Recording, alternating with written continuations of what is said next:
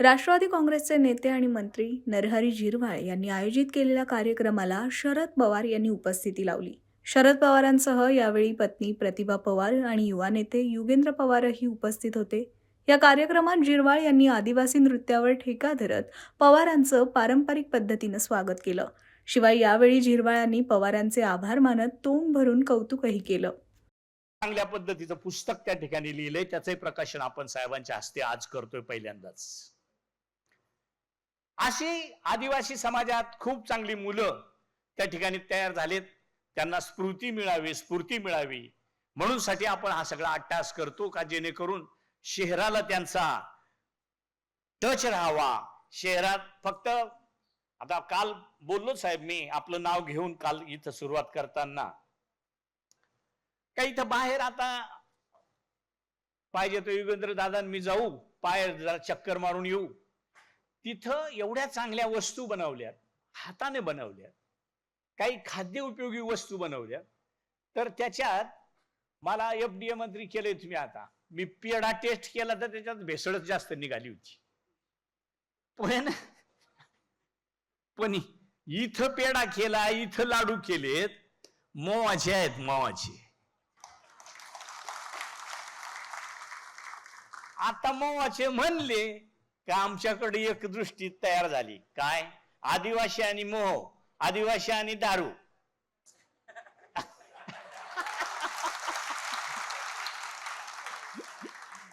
साहेबांचं उदाहरण मी काल सांगितलं ताई. साहेब करोना झाला आणि साहेब तिकडं आम्हाला भेटायला आले नाशिकला. टोपे साहेब, मी, भुजबळ साहेब आणि टकले साहेब आम्ही जेवायला बसलो. साहेबांनी मला विचारलं, काय रे इकडं ग्रामीण भागात कसं आहे? म्हटलं साहेब चांगलं आहे, काही प्रॉब्लेम येत नाही. तर म्हणे नाही तू असं कर, रोहितला सांगतो मी 200-400 लिटर सॅनिटायझर घेऊन जा म्हणे, मी पाठवून देतो, साबू पाठवून देतो, गोळ्या पाठवून देतो, असं साहेबांनी सांगितलं. मी जेवताच साहेबांना बोलता साहेबांना बोललो, साहेब लोक सॅनिटायझर लावत नाहीत. तर म्हणे का बरं? तर म्हटलं त्याच्यात 67% अल्कोहोल आहे आणि ते 2 तासांनी पुन्हा लावावं लागतं, म्हणजे 2 तासांनी त्याचा अंश जातो. मग काय करतात म्हणे साहेब म्हणायचे. तर म्हटलं एवढीशी मोह फुलाची दारू ठेवतात, एकदा सकाळी हाताला लावली का परत लावायची गरज नाही, फक्त 2-3 तासांनी हात धुवायचा, सेंट आणि पावर तेवढाच. साहेब बोलले आणि म्हणे तोच हात जर तोंडाजवळ गेला तर म्हटलं तसं आम्ही नवरा बायको पितोच ना. साहेबांनी सुप्रियाताईंना सांगितलं असेल, ताईंनी मला 15 दिवसांनी तिकडं पार्टी कार्यालयात बोलवलं, सगळ्यांना बोलवलं, जयंत पाटील वगैरे सगळ्यांना बोलवलं, या म्हणे. मी गेलो. तुम्ही बाबाला काय सांगितलं ते सांगा म्हणे आम्हाला. आता मला कुठं माहिती काय सांगितलं?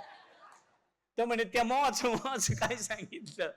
तर म्हटलं आहे आमच्या आदिवासीत त्या काळात खरंच मृत्यूला सामोरं जाण्याची आणि हे तुमचे रेमडेसिवीर वगैरे घेण्याची संख्या नगण्य होती.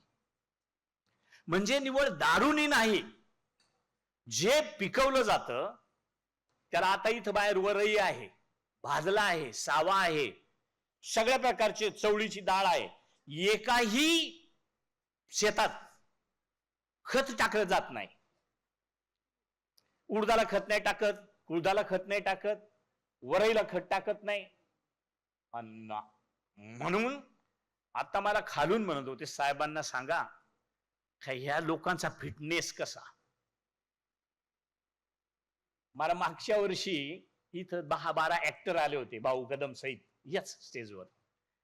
ते मला विचारायचे, साहेब हे तुमचे लोक डाएट काय करतात? तर म्हटलं त्यांनाच विचारा, मी त्यांच्या जवळून दूर झालो तर माझे पोट वाढले. तर ओरिजिनल डाएट, कारण ओरिजिनल खाद्य. पेस्टिसाइड आम्हाला माहित नाही ना. पूर्वी तरी आम्ही पेस्टिसाइड ढेकणं मारायचो, आता ढेकणं नाही, आम्ही स्वच्छता पाळायला लागलोय. आता कुठंच पेस्टिसाइड नाही. आणि म्हणून ह्याच माध्यमातून माझ्या डोक्यात कल्पना आहे नागलीला खत टाकत नाही, कारण नागलीला आम्ही कणसरा म्हणतो, दैवत म्हणतो. अजिबात खत टाकत नाही.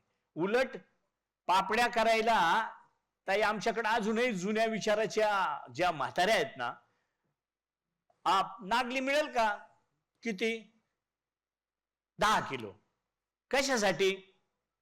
भाकरी करून खाल का? मग देतो. नाही ना, आम्हाला भाकरी येत नाही. मग कशासाठी? नागलीच्या पापड्या करायच्या आहेत. तुझा 100 रुपये भाव असेल तरी नको, कारण चाळे करायला आम्ही नागली नाही देत. ते आमचं दैवत आहे. पण त्याच्यात तेवढं पौष्टिक सुद्धा त्या पद्धतीनं आहे. आता मी जे पेड्याचं म्हणत होतो ना, इथं मोहाच्या फुलांपासून पेढे तयार केलेत.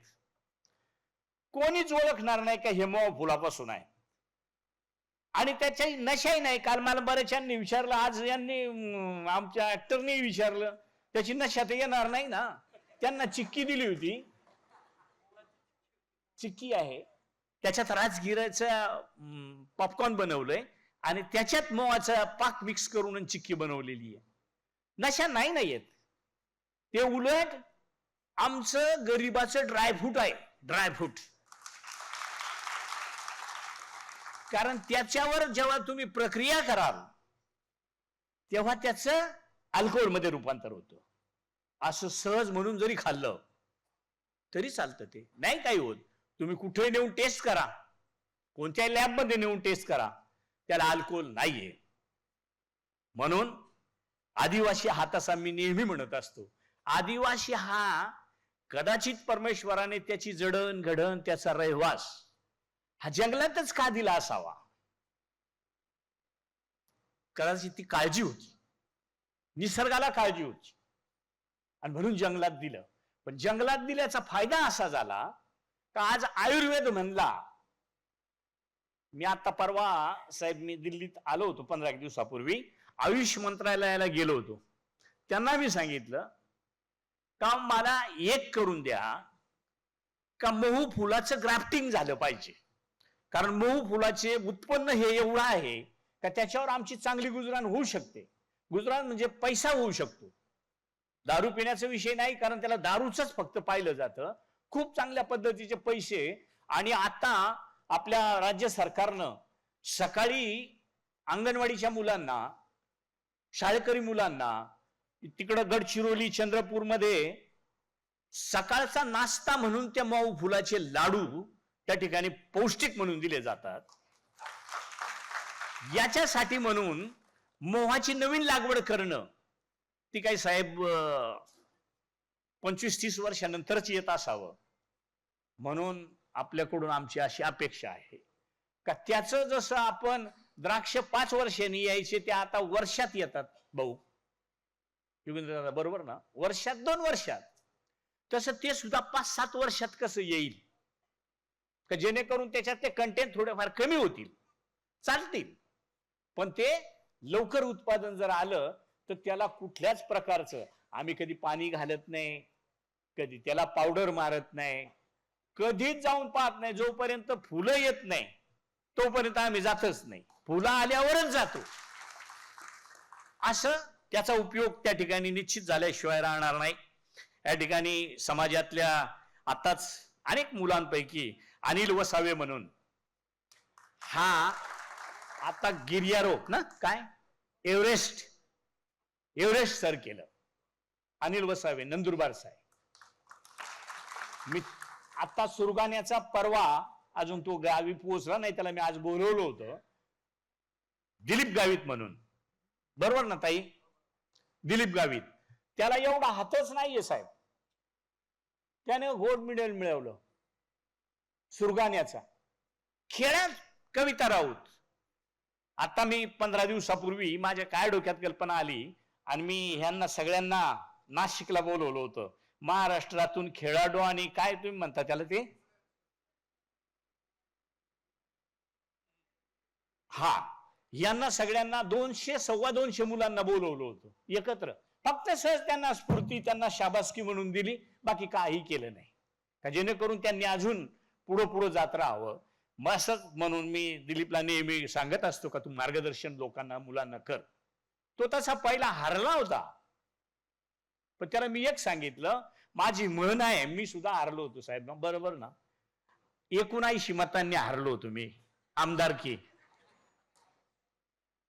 युगेंद्र दादा 79 मतांनी मला हरवलं, पण मग मी एक ठरवलं आणि तेव्हा लिहिलंय मी, यश हे अंतिम नसतं,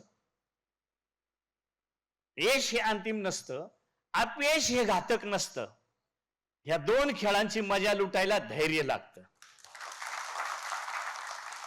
त्याला यश आलंय, आता त्याने थांबू नये, कारण ते काही शेवटचं नाही. अपयश आलं होतं, तो थांबला नाही, यश मिळालंच ना. म्हणून जे मिळालंय त्याच्याही पुढे यश मिळालं पाहिजे, अशी त्याची कहाणी त्या ठिकाणी आहे. त्या मुलांनी सगळ्यांनी आदर्श घ्यावा, समाजात मार्गदर्शन करावं, अशाही पद्धतीची मी आपल्याला त्या ठिकाणी विनंती करतो. या ठिकाणी घांगडी बाबांनी घांगडी वाजवली.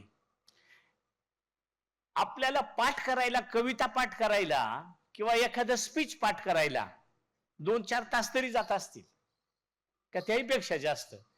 हे बाबा आता शिकेल आहेत का? शिकले असते थोडीफार, 3री-4थी, किती शिकले? 4थी.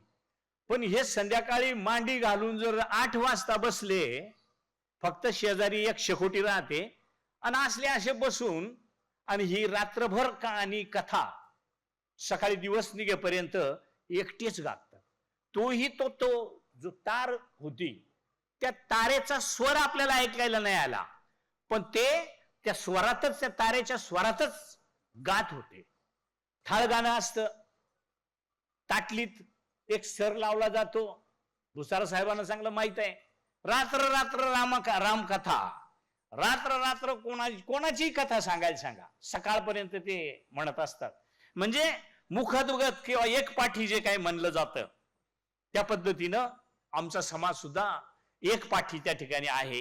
खूप बोलण्यासारखं आहे, मी आपला जास्त वेळ घेणार नाही, परंतु निश्चित साहेब, आपण जे काही आमच्या समाजाला म्हणून जी एक देणगी दिली, त्याच्यात मी थोडस भांडत असतो साहेब सध्या शासनात, पण ते अजून जमलं नाही.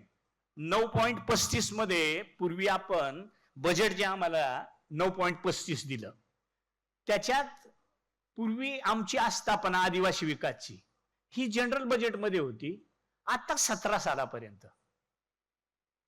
अचानक ती 17 साली आमच्या बजेटमध्ये टाकली. ती आता आम्हाला जवळपास भुसारा साहेब किती 2400-2450 कोटी पगारावरच पैसे आमचे जातात. त्याच्यामुळे आम्हाला जो प्लॅनचा खर्च आहे तो सगळा नॉन प्लॅन मध्ये चाललाय. खूप प्रयत्न करतो, अजून त्याला यश नाही आलेलं, तर आपल्याकडून अपेक्षा आहे का तसं काय करता येईल का जेणेकरून तो 9.35 आणि SC प्रमाणे जो थोडाफार जो काही आस्थापना खर्च होता तो SCचा जसा त्यांच्या ह्याच्यात आहे तसा आमचाही थोडाफार आमच्या ह्याच्यात राहिला चालेल, पण बाकीचा महागाई भत्त्यांसहित जो मोठा खर्च त्या ठिकाणी त्याच्यात कपात होते तो त्या ठिकाणी मिळावा, अशी या प्रसंगी मी आपल्याला आता बोलवलं म्हणजे विनंती केलीच पाहिजे, म्हणून समाजाच्या वतीनं त्या ठिकाणी मी आपल्याला विनंती करतो. या ठिकाणी सायंटिस्ट बरोबर मी म्हणत होतो, खरंच सायंटिस्ट आहे. माझं स्वतःच हे हाड मोडलं होतं, हे कानाला लागलं होतं. 1 रुपयाचं टीटी नाही मारली, 1 रुपयाची गोळी नाही घेतली. गावठी औषध इथं असं बांधून दिलं, टाकेत चेंडू घातला, बांधून दिलं, असं करून राहिलो, 15 दिवसात बरा झालो. प्लॅस्टर नंतर आले असं माझं मत आहे. आमची लोक बाबा आपली खरबटाची मुळी त्याची साल काढायची, चिमट करायचं आणि बांधायचं आणि वरून लेप द्यायचा. तेव्हा कुठं आपल्याला प्लॅस्टर माहित होतं. त्याच्याच अनुषंगानं मला वाटतंय प्लॅस्टर आला असावं गवारीचं. फिल्टर हे आपल्याला आपल्या आजापंजाच्या काळात फिल्टर होतं, फक्त आपण ध्यानात नाही ठेवलं. माझ्या ध्यानात आहे, नदीवर गेलं, वाळू उकरायची, मध्ये वाळूचा बांध घालायचा, पुढं उपसून टाकायचं आणि शुद्ध पाणी प्यायचं. आता फिल्टर मध्ये काय वाळूच आहे ना,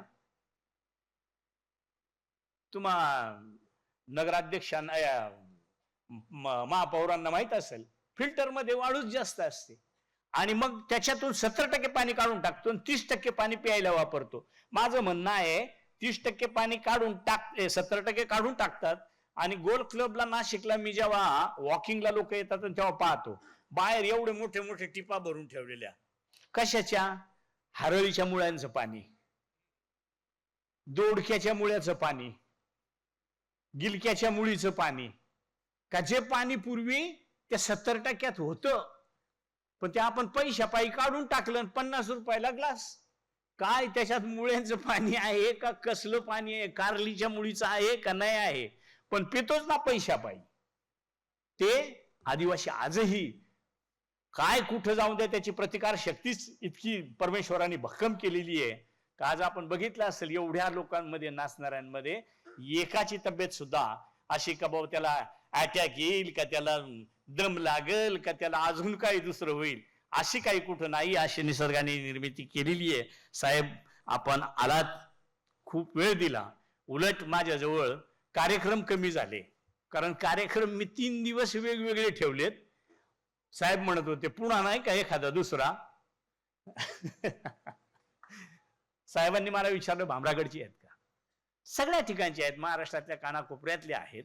त्याच्यामुळे निश्चितच साहेबांनी आपल्याला जे काही आजपर्यंत योगदान दिलं, भविष्यात सुद्धा साहेबांसाठी आपण परमेश्वराला एकच का प्रकृती, आणि साहेबांची प्रकृती आपल्याला मला वाटतंय आपल्याला प्रार्थना करायची आपण आपली जबाबदारी म्हणून. पण जेव्हा आपल्यात आले का साहेबांचा 1 सलाईनचा डोस झाला, साहेब खडखडीत बरे. तर निश्चित साहेब आम्ही सगळे मिळून आपले समाजाच्या वतीनं महाराष्ट्रातील जनतेच्या वतीनं मी शतशः ऋणी राहील, आभार मानेल आणि या ठिकाणी माझ्या 2 शब्दांना पूर्णविराम देईल. धन्यवाद.